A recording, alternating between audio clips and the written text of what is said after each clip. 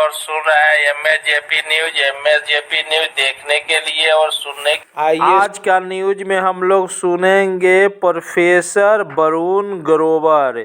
इनका जन्म हिमाचल प्रदेश में हुआ है और 26 जनवरी 1980 के जन्मे।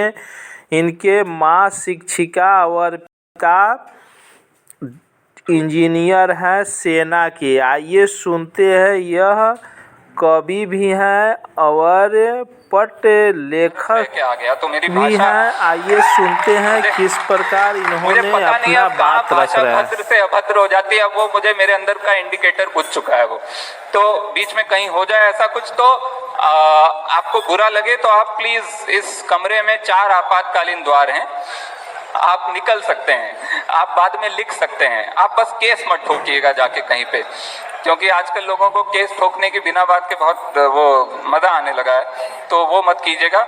और अगर अच्छा लगे कुछ, बुरा लगे तो निकल जाइए, अच्छा लगे तो प्लीज 10-10 रुपए के नोट उछालिएगा।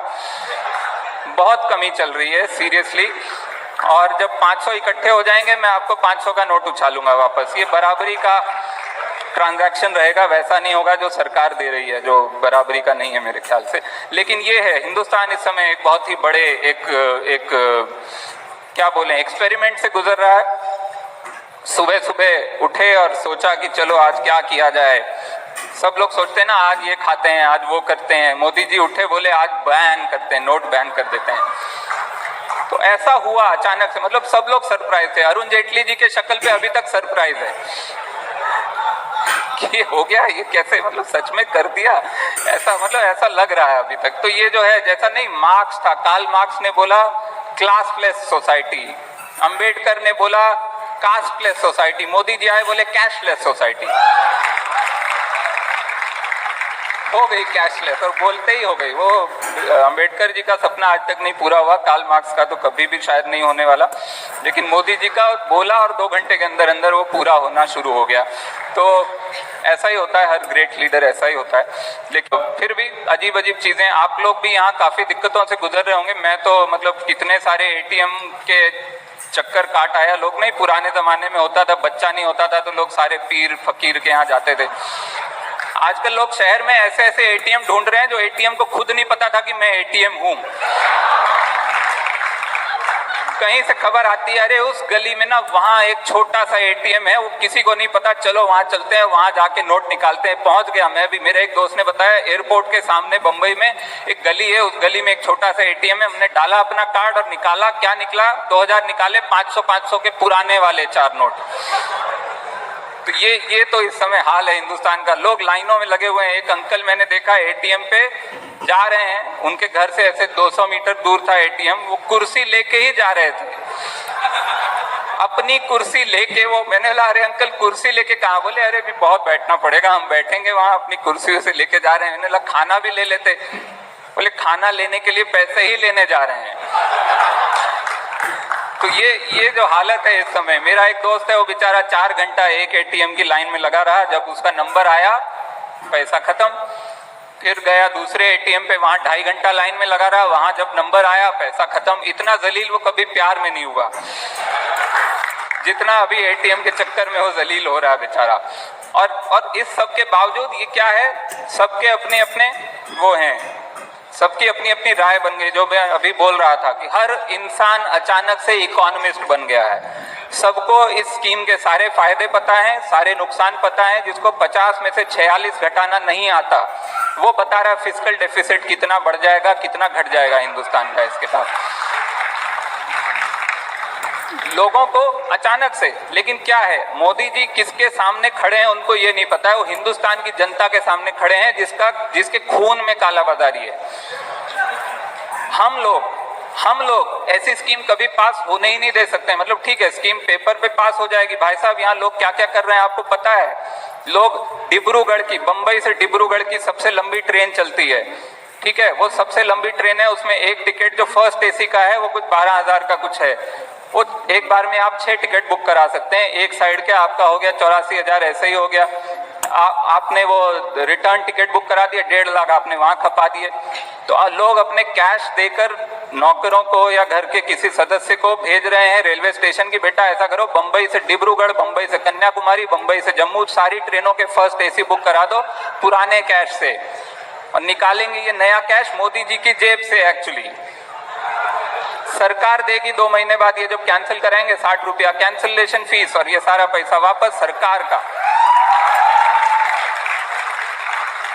तो ऐसे लोगों से पाला पड़ा है। आप सोचते क्या हो भाई साहब, लोगों को पुरानी पुरानी दोस्तियां याद आ गई, जो पुरानी पुरानी दोस्तियां 12 साल से, किसी एक दोस्त ने मुझे फोन नहीं किया था, बॉम्बे में था मैं 12 साल से, अचानक से उसका फोन आ गया, भाई कैसे हो, मेरा कुछ टिका दो यार, कहीं तुम्हारा अगर ईमानदारी का अकाउंट है तो इधर उधर कर दो। लोग इतनी पुरानी दोस्तियां याद आ गई हैं। अमर सिंह ने आदम खान को फोन कर दिया, बताइए।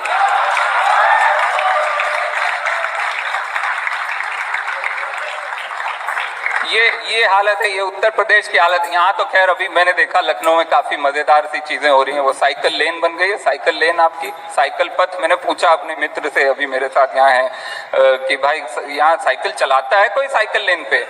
उसने बोला अबे कोई कार नहीं चलाता वही बहुत है, इसके ऊपर कार नहीं चढ़ा।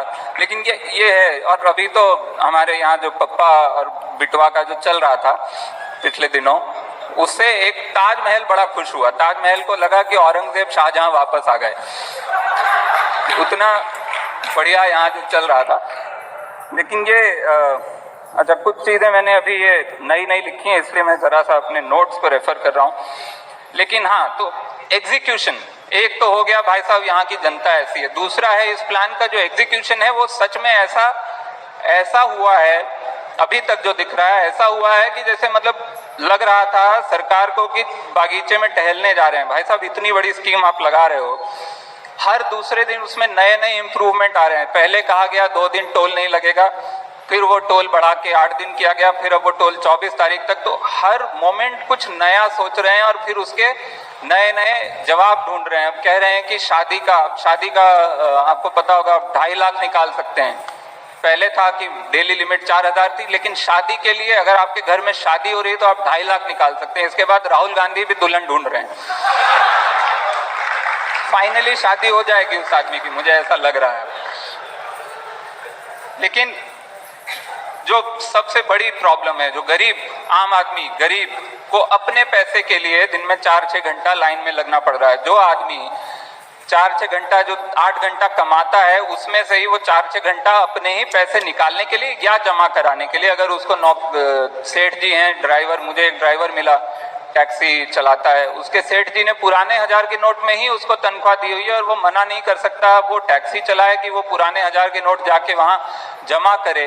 तो इस सब के बाद क्या होता है, अल्टीमेटली जो है अमीर लोग तो निकल जाते हैं ना। लेकिन मोदी जी ने क्या कहा कि नहीं, जो काला धन वाले हैं वही लोग लाइन में लगे हुए हैं, उन्हीं को परेशानी हो रही है। ये मैंने बोला अच्छा मैं ढूंढूं भाई कहीं लाइन में कोई है क्या काला धन वाला। मैं देखा तो एक लाइन में सच में मुझे वहां पे शरद पवार, अडानी, अंबानी और ये रेड्डी जो हैं, ये चारों लोग लाइन में खड़े हुए मिले। मैंने बोला अरे वाह क्या बात है, आप सच में लाइन में लगे हैं? बोले नहीं हम बैंक खरीदने आए हैं,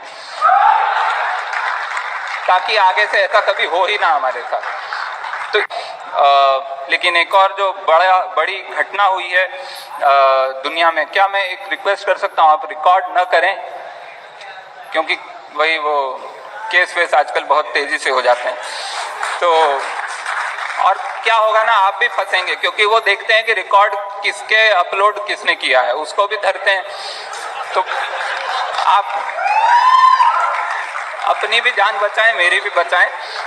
और तो खैर, तो एक और जो बड़ी घटना हुई है दुनिया में जिसकी हम अभी बात कर रहे थे, एक ट्रम्प साहब हैं अमेरिका में, वो प्रेसिडेंट बनने वाले हैं, जीत गए हैं चुनाव, जनवरी तक वो बन जाएंगे।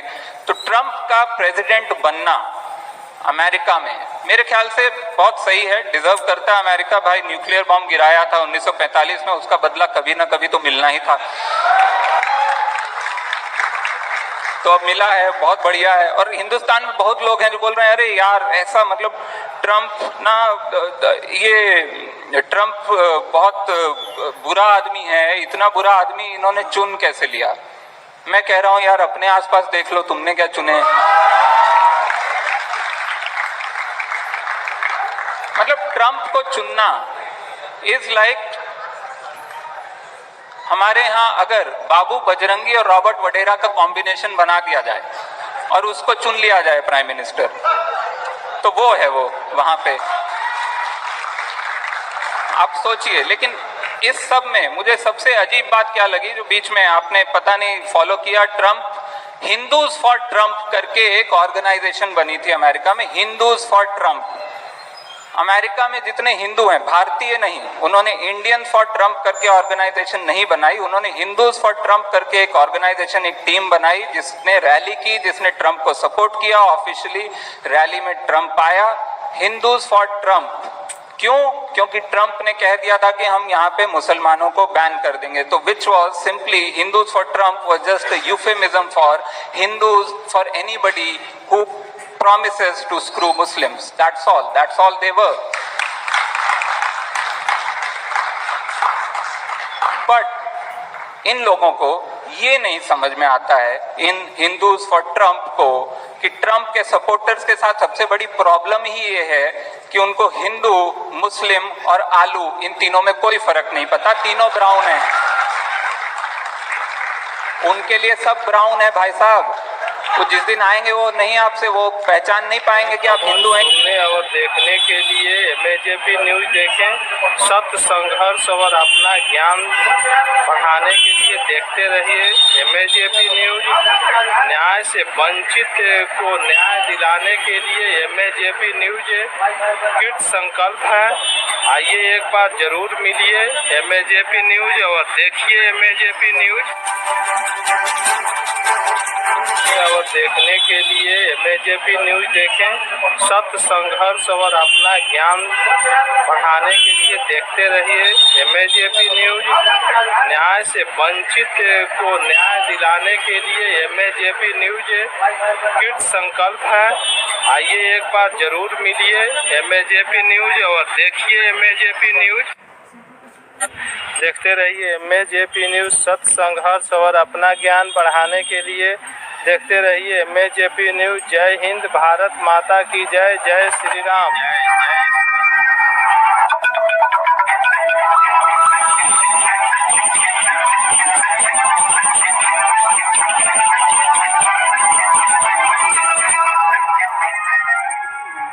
धन्यवाद। देखते रहिए एमएजेपी न्यूज, सत्य, संघर्ष और अपना ज्ञान बढ़ाने के लिए देखते रहिए एमएजेपी न्यूज। जय हिंद, भारत माता की जय, जय श्री राम।